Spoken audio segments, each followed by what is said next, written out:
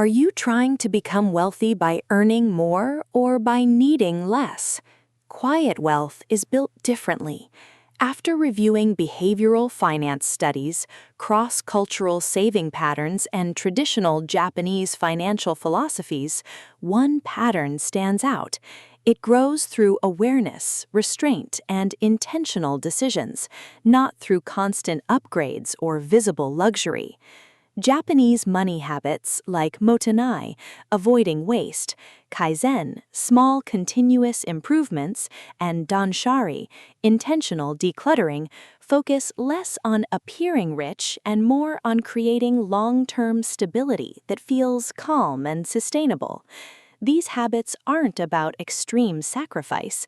They're about slowing down spending decisions, respecting resources, and avoiding waste that quietly weakens financial progress. Today, I'm breaking down 10 Japanese-inspired quiet wealth habits that create lasting stability, and each one includes a simple step you can set up before this video ends. Number 10. Valuing longevity over constant replacement isn't just philosophy, it's Mottainai in action. This Japanese concept means what a waste, and it applies directly to how we treat the things we own. Studies on product life cycles show that extending the life of a $1,000 item by just 2 years saves roughly $500 in replacement costs and depreciation. Think about the modern upgrade cycle. Phones, laptops, even furniture are marketed as obsolete the moment a newer version drops. But the financial reality is that the biggest drain isn't the purchase price, it's the repeated cycle of buying, setting up, learning, and eventually discarding. Here's the calculation. If you buy a $1,200 laptop every 3 years instead of every 5 years, you save $800 over a decade. Plus, you avoid the mental load of data migration, software reinstallation, and the hidden time cost of adjusting to a new device. Tools like repair.org or iFixit offer free step-by-step guides to clean, replace batteries, or swap out worn parts, making maintenance accessible to anyone. The biggest mistake people make? Treating new as inherently better and confusing convenience with value. You'll know this habit is working when your annual spending on replacements drops by at least 15% in 1 year, and you start noticing how much longer your existing items actually last when cared for properly. Number 9. Respecting small amounts of money creates compound awareness, a core principle in Japanese household budgeting that mirrors Kaizen, or small continuous improvements. Behavioral research shows that people who track expenses under $10 save 23% more over 5 years than those who ignore them. The reason isn't about obsession, it's about visibility. When you ignore micro purchases, a daily coffee upgrade, a $9 app subscription, a $12 convenience fee, you create a blind spot in your cash flow. Individually, they seem harmless. Collectively, they quietly drain your margin. Here's the setup. If you spend $7 a day on small, unplanned purchases, that's $2,555 a year.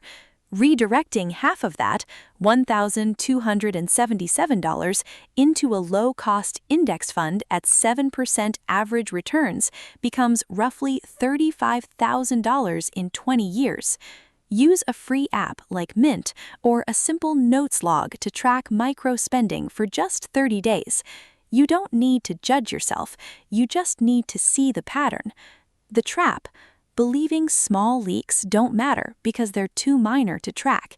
You'll know this is working when your miscellaneous spending category shrinks by at least $50 a month, and you start catching yourself before tapping out for things you don't actually need. Number 8. Intentional waiting protects against impulse spending, and it mirrors the Japanese practice of maten, or holding space before making a decision. Psychology studies show that delaying a purchase by 48 hours reduces impulse buys by nearly 70%. The science behind it is straightforward. Dopamine spikes during the moment of desire, but the prefrontal cortex needs time to catch up and evaluate actual need versus temporary want. Here's the rule. For any non-essential purchase over $50, wait 2 full days before buying. If it still feels necessary after that window, proceed. A $200 impulse buy avoided once a month saves $2,400 a year, roughly $63,000 over 20 years at 7% returns. Use a free app like Forest or your phone's screen time settings to block shopping sites during vulnerable hours like late evenings or weekends. The mistake? Trusting your stressed, tired, or emotionally charged self to make rational financial choices in real time. You'll know this habit is working when you abandon at least 3 shopping carts per month without regret, and you start noticing how quickly the urge to buy fades once the clock runs out. Number 7. Comfort with simplicity reduces lifestyle inflation. This is Wabi-Sabi applied to finances, finding sufficiency and quiet value in what you already have, rather than constantly chasing the next upgrade. Research shows that households who freeze their baseline spending for 12 months after a raise build net worth 40% faster. The psychology is clear. When income rises, the brain naturally seeks to match the new status quo with higher comfort. But comfort expands to fill whatever space you give it. Here's the framework. If you get a $500 a month raise, automatically route 100% of it to investments before it ever hits your checking account. That's $6,000 a year invested, roughly $250,000 over 20 years at 7% returns. Use your bank's auto transfer feature to set this up in 5 minutes, then step back and let it run. The trap? Letting "I've earned this" absorb every increase before you've even decided where the money should go.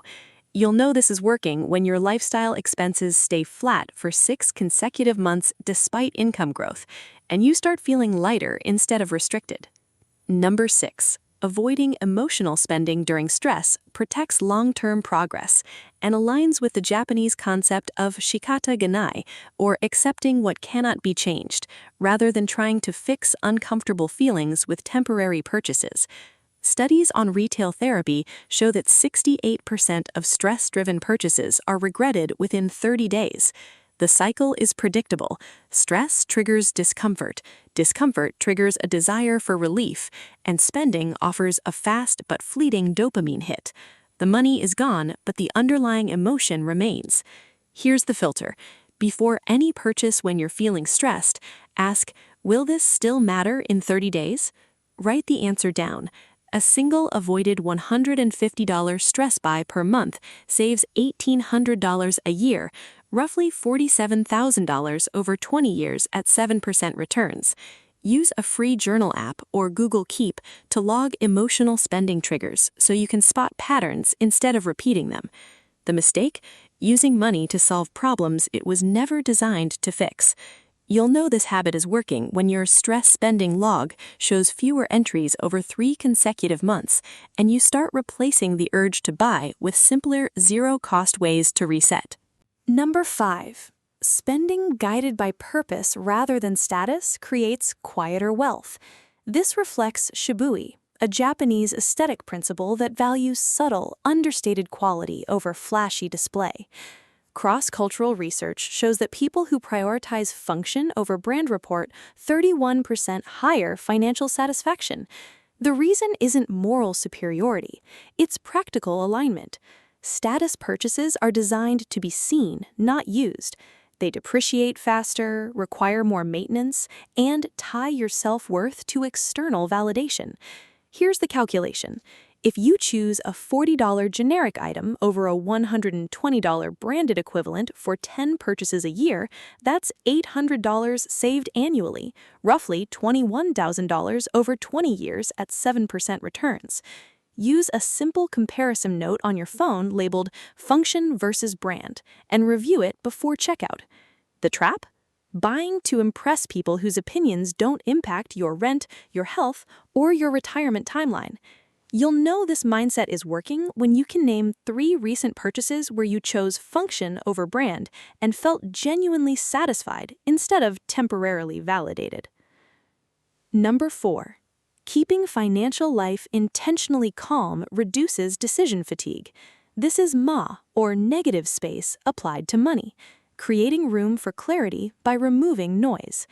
Behavioral studies show that people who review their finances once weekly instead of daily make 40% fewer impulsive changes to their investments.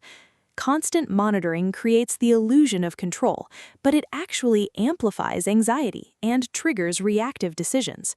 Markets move in cycles. Your life does too. Here's the system. Schedule one 20-minute money check per week. Review balances, track progress, adjust auto transfers if needed, then close the tab and step away. Use a free calendar reminder to protect this time like a meeting with yourself. The mistake? Thinking more attention equals better control.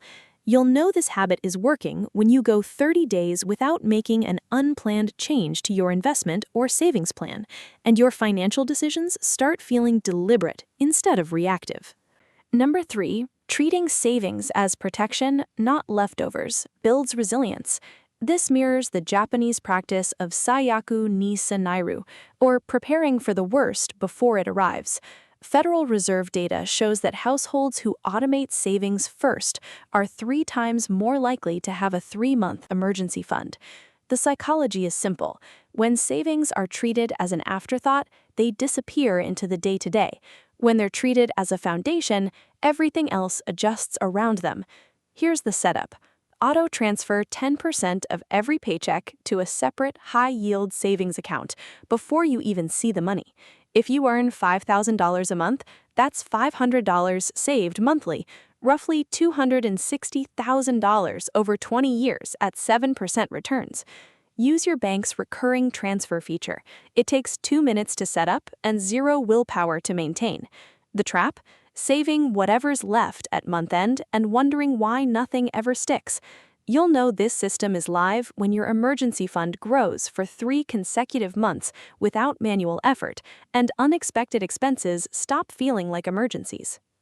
Number 2, avoiding unnecessary financial noise protects long-term focus. This is Danshari, or intentional decluttering applied to information. Research on information overload shows that people who limit financial news to once weekly report 27% less anxiety and make more consistent investment decisions. The modern financial ecosystem thrives on urgency, breaking markets, trending stocks, don't miss out alerts. But wealth isn't built in real time. It's built in quiet repetition. Here's the rule. Unsubscribe from promotional emails, mute get-rich-quick accounts, and schedule one 15-minute market check per week. Use a free app like Freedom or your email filters to reduce the daily flood. The mistake? Confusing activity with progress and mistaking noise for insight. You'll know this habit is working when your financial to-do list shrinks while your net worth grows, and you stop feeling pressured to act on every new headline. Number 1. Intentional living over constant accumulation is the foundation of quiet wealth. This is the essence of Ikigai applied to money, aligning spending with what gives your life meaning, not what impresses others. Longitudinal studies on life satisfaction show that people who prioritize experiences, stability, and autonomy over visible consumption report higher long-term well-being, even with lower incomes. The shift isn't about deprivation, it's about redirection. Every dollar is a vote for the kind of life you want to actually live. Here's the reflection. Before any major purchase, ask, does this add lasting value or temporary validation? Write the answer down. A single avoided $1,000 status buy per year invested at 7% becomes roughly $42,000 over 20 years. Use a simple notes app to track your value versus validation decisions so you can see your own patterns over time. The trap?